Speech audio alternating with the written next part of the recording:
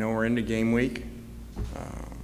Obviously, as you guys know, one day at a time, and so, we walked through today. A lot of times Monday are shorter practices, but, we've grinded them pretty hard and wanted to have 2 physical days off in a row after the mock game to make sure that we're getting our legs back before we go, our normal Tuesday, Wednesday, Thursday, Friday routine.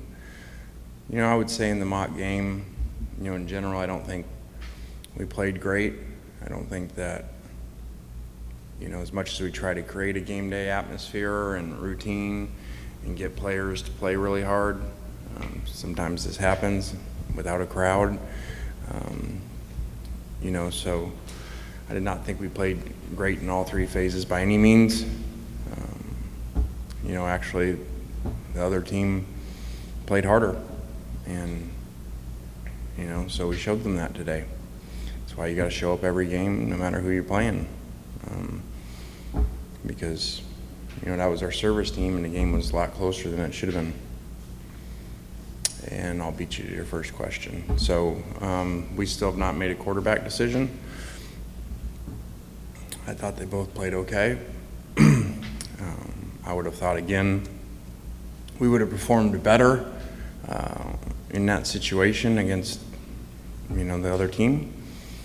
And so we'll keep plugging away. I do not know when I'll have that answer. We haven't even discussed the timeline as coaches because it has not emerged at all.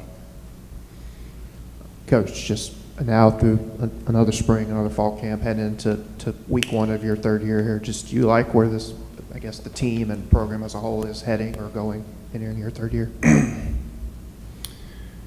Yeah, sometimes you reflect on things, like you said, as you go into 3rd year, and the first year being strange with COVID for everybody. We couldn't really recruit. Town was kind of shut down, and win the Outback Bowl, and last year to win all the home games and success and go to the Sugar Bowl was really cool. So now it's a new year. I kind of, as I thought about that, I kind of thought, maybe if you look at my background, where I've been, in different places, that, this statement may surprise you. It probably would have surprised me if I would have said it a long time ago, but, I look at it as, you go around town, there's so much excitement about the program, season ticket sales, everything, but I feel like I needed Oxford and Ole Miss a lot more than it needed me. And so I enjoy it here. It's been awesome, and it's been really cool. Now we got to take off from last year and rebuild like we have, and now go perform on game days and keep our home winning streak alive. I don't know the stats, but it's got to be one of the longer ones around. Lane, just with the quarterbacks, do you envision a scenario where both are playing on Saturday, or are you going to go with one or the other when you do make that decision? I would certainly think we'd go with one or the other, but I don't know that for sure. Because again, we don't really do things that are set in stone no matter what. We're always looking at whatever's the best for the team. You said you needed Oxford and Ole Miss more than it needed you. Can you elaborate on that? What was it about it that turns out that you needed? I just think maybe that statement might not surprise people. Just when I thought of it the other day, I don't know that I would have said that in the beginning, just from living in the different cities I've lived in, and and as you guys know here with Landry moving here and Juice and everything, and just how people are here, it's been really awesome for me, and it's been part of a lot of changes that have taken place personally. I think it just didn't happen in these 2 years by chance. I think a lot of it had to do with coming here.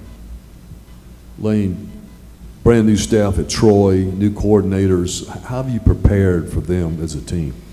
Yeah, that's difficult because you got to watch film from other teams, and that's always a problem in the opener when it's a staff from somewhere else, because you're watching the film for scheme, but then you get lost in the players, and then you're like, you're not even playing these players. It's some other school. So that's always challenging. I think, I remind our coaches, in games like this, it's more about making sure we perform really well, do things we're really good at. So regardless of what they do, because we don't know exactly what they will do, our guys know what to do and aren't surprised. How does the confidence you have in this team compare to other teams you've coached here at Ole Miss? That's a hard question. I think we just kind of went through like the first year being COVID, no spring, so really had hardly any idea. Second year, a lot more confidence with a lot of guys returning, especially the quarterback, and knew the defense was going to be improved. And this one's a wild card because you just got so many new players. And just like I've told you, we go out to Friday and it's their first Friday with us. We go out Saturday and all of a sudden some guy wants to wear different color shoelaces because that's what he did at another school. Well, we don't do that. We have ways we do things here. And so it's just it's a constant, coaching every day of these guys because everything's new. This is their first real Monday with us. So tomorrow will be their first real Tuesday. And Saturday will be their first game. So I don't know that confidence is the right word because there's so many wild cards, especially on defense. I think you kind of just answered my question. You said before the preseason started, before the fall camp started, about meshing the cultures in a short period of time because of all the new players. How's that process gone? Well, I think it was really good, and I thought they bought in. They did a good job when it came to meetings, understand how we do things. It's just everything's new because, again, they haven't gone to a game week, and they hadn't done a mock game. And so I think where I was feeling better, then it's just a reminder. We go out to warm-ups and, guys don't even know where to go to warm-ups. Obviously we told them before, but until Saturday morning, don't know how we even warm up for a game. So it's very unusual because, again, normally in these things, you just have your high school kids coming in for the most part, and they don't really play significant roles, 90% of them usually, and so, they just kind of look and follow. Now we got guys starting that everything's first for them. Lane, Troy's got disruptors, if you will, all over their defense. I know you've watched film on them. What are some concerns that jump out to you? Well, I think the unknowns of exactly what scheme they're doing. And these guys forever have had really good players, a lot of Alabama kids. Hess liked that today when I told the team that this morning. Hey, Alabama kids are tough, man. You're going to see a lot of them. And so Hess got all excited even though he's not playing. So he said he appreciated that.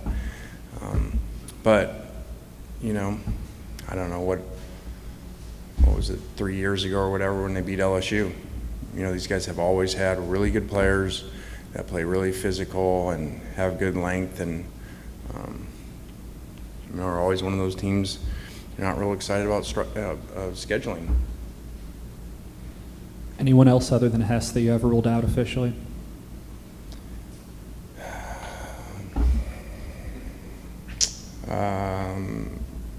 Breedlove would definitely be out for a while, and you would already know Kiffin Brown and Jaden Dix and Rafe Vincent.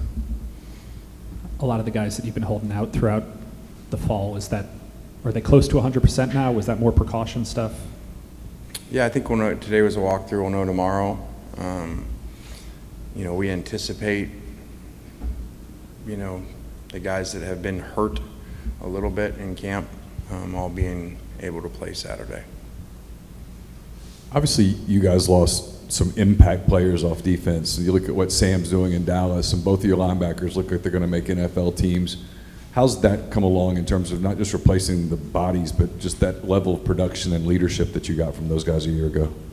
Yeah, those guys were great players, and you look at our scores, and at the end of the year, we played really good defense, and won a lot of games, or won a number of games there because of our defense at the end. We were not playing like we normally play on offense, and a lot had to do with the receiver injuries, and so that does not surprise me.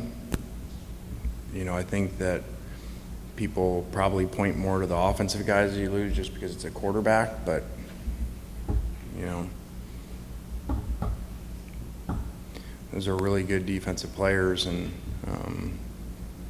you know, you watch Mark Robinson miss a half of the bowl game and then how he played in there. And there's a reason he got drafted, you know, coming from a walk-on running back just 2 years ago from, I think, Austin P or something. So Chance obviously was a special player all around, and Sam's really like our poster child. We preach to these guys about maturity and how to practice, how to play compared to how he was initially, and how people can how kids can change.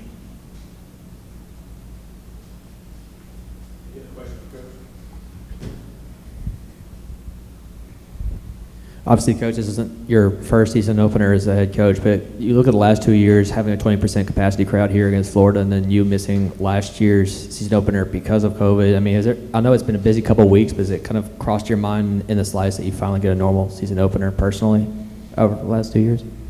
No, I actually forgot I wasn't at the opener until you just said that, because I was like, where are you going with this?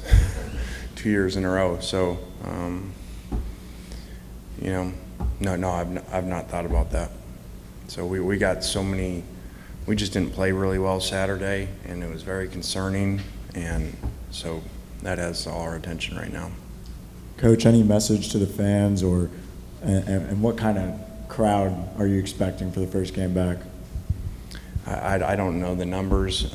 Again, I'm trying to get us to line up and score points and stop them. So it'd be awesome, you know, to have a great crowd and continue when he looks at the stats and figures out where we are in the home winning streaks in the country, continue that.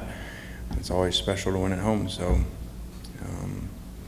and the walk's awesome. It's one of the coolest traditions in college football. So look forward to that too. And like I told our new coaches, I said this would be pretty cool for you. What do you know about Troy? I know that, like I said, they got really good players. You know, they got new staff with, you know, different people on it from different places. It's not like the whole staff came from somewhere. You can just watch that place. And so it's very challenging. And, you know, at times last year they played really competitive. And like I said, I have always had good players. Coach, your concerns with not playing well, is it knowledge-based to some degree with all the new players from different systems and trying to catch on to what you want them to do? I think it was, which happens in this mock game, unfortunately, some years. You know, you've got players that have played a bunch, and especially these guys coming from other places, and no matter what we say, no matter what we create, they still know it's not a real game. And so, and it shows up. How they screw up plays in the openers,